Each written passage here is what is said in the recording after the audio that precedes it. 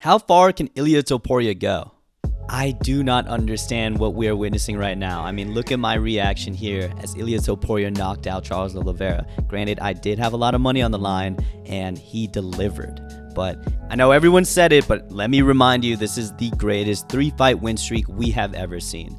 Firstly, a knockout of featherweight GOAT and probably a top 5 fighter of all time, Alexander Volkanovski. Then he knocks out Max Holloway, Granite Chin, that has never been knocked out ever, and probably a top 15 fighter of all time. And then finally, he knocks out Charles Oliveira in the first round.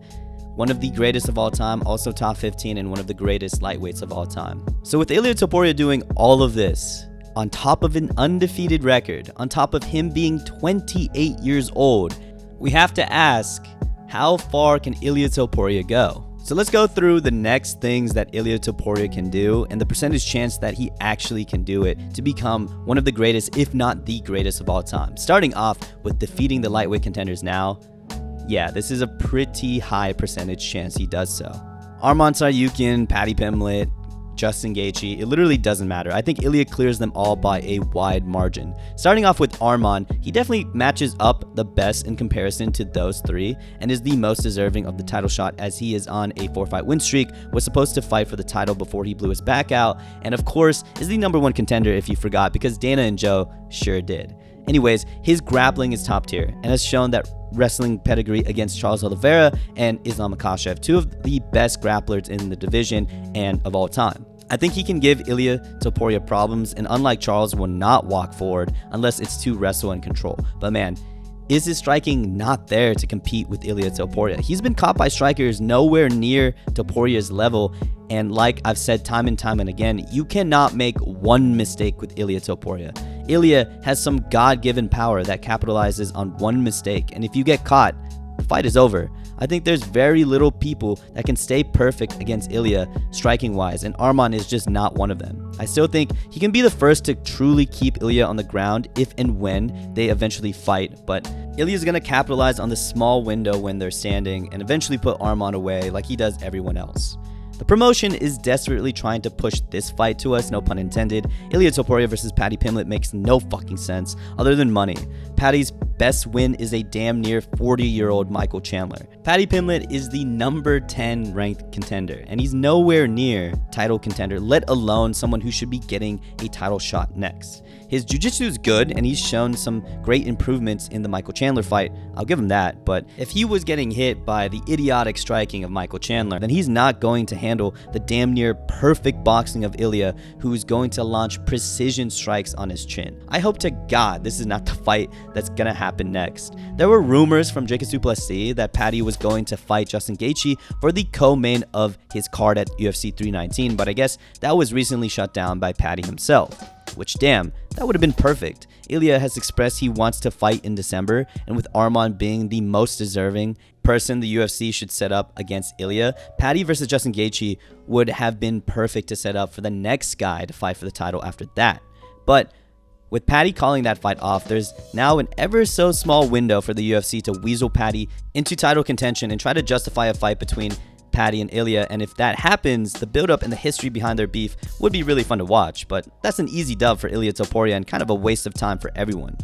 And out of these three, Justin Gaethje matches up the worst by far. He's the only one we're not going to see grapple, and he gets into some crazy exchanges, and I mean, if he got knocked out by Max Holloway, someone who doesn't really have one-punch knockout power like that, only God knows how devastating that knockout is going to be against Ilia Topuria. I just don't think he can make that stylistic 180 to fight Ilia like Max did, which is, in my opinion, how you need to beat Ilia, and his tendency to rely on his chin and fight fire with fire is going to lead to this again for Justin Gaethje. It will be another highlight added to the reel for Ilia, and Justin's a very good name to add to the resume, but this would be complete domination from Ilia if it ever happens. Okay. 60% might seem low on first glance, but remember the flip side is that Islam wins 40% of the time. I'm trying to get recency bias out of here when doing these predictions, so we have to remember that this is a still very, very close fight. And you can still maybe say this is 50-50 as well, and I wouldn't have a problem. But man, this fight needs to happen in the near future. I can't believe Islam moved up to 170 because now we have to wait for him to fight JDM and see what his next move is. However, I'm really confident win or lose, for Islam Makhachev, he still goes back down to fight Ilia. In a loss, of course, Islam will seek the belt again at 155, but even in a win, UFC and Hunter will do what they did last time and come to Dagestan to negotiate terms for Islam to move back down to fight Ilia. This will be the most high-level, stylistically intriguing, greatest matchup ever in the history of the sport, and the UFC knows it.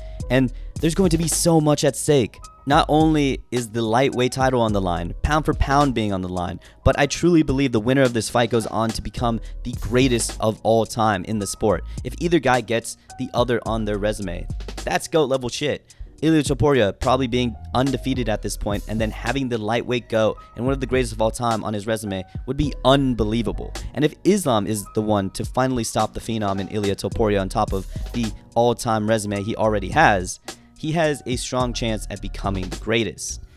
That's why this matchup might literally be, no hyperbole, the biggest and greatest matchup of all time. And what makes this matchup so great is that it's going to be close. Obviously, there's a lot of recency bias, but we can't forget how good Islam Makhachev is and how deep his skill set is on top of his ability to mix the martial arts so well. But I will say Islam's kryptonite is boxing. He's gotten knocked out in this range, got dropped by Volk in this range, and is a range that Dustin Poirier found a lot of success in.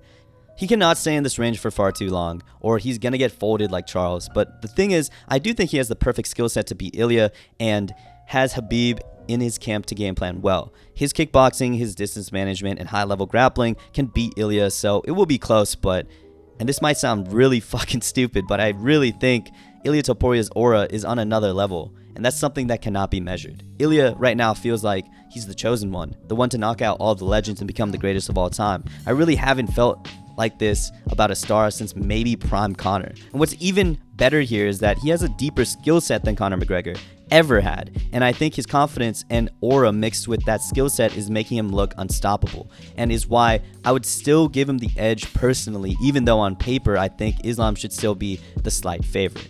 So okay, I think this is where Ilia's aura does run out. He has welterweight power for sure, no doubt, but may I remind you, he's working with a 5'7", 180-pound max frame. That's very big for featherweight, about average for lightweight, very small for welterweight though, where the guys are about 6 foot and 200 pounds. I just don't think a smaller frame like Ilia's is even going to compete against guys like JDM, Bilal, or Shavkat. If he touches those guys clean, maybe he can rock them and maybe, just maybe, TKO them, but that's a big maybe. You also have to consider, like in the case of JDM, that he has equally clean boxing and would probably be carrying 20 more pounds of muscle. Ilia Topuria can't just walk down a guy like JDM. No way.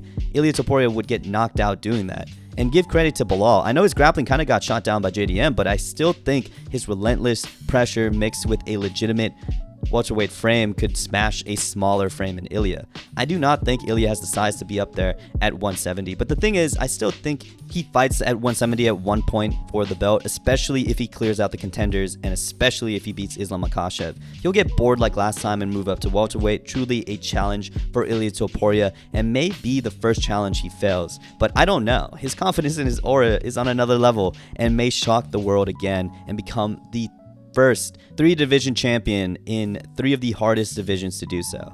But realistically, I think Ilia Topuria has a solid chance to become top 3 of all time. He beats Arman, he beats Paddy, and beats Islam. That's 3 title defenses, 4 in total, and with a lightweight GOAT in his resume as well. If he does compete at 170 and at least makes it close like Volk when he tried at 155, that would solidify him as one of the greatest ever, even propelling him above DJ and Anderson Silva. So what do you guys think is Ilia Topuria's limit? How far can he go? How far does his talent go? Because it's looking pretty unstoppable and is extremely impressive thus far. But anyways, thank you guys for always watching and supporting. I'll see you in the next week. Peace.